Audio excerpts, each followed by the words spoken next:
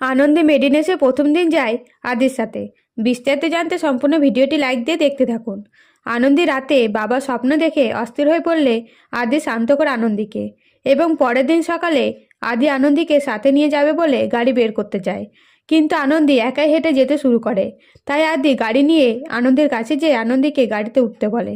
এরপর আনন্দী গাড়িতে চড়ে বসে এবং আদি আর আনন্দী একসাথে মেডিনেসে যায়। এদিকে আনন্দী মেডিনেসে যেয়ে গার্ডকে কাকু বলে সম্বোধন করলে গার্ডটি আনন্দীকে বলে, আপনি মেডিনেসে এসেছেন, এবার মেডিনেসে ভালো হবে দেখবেন।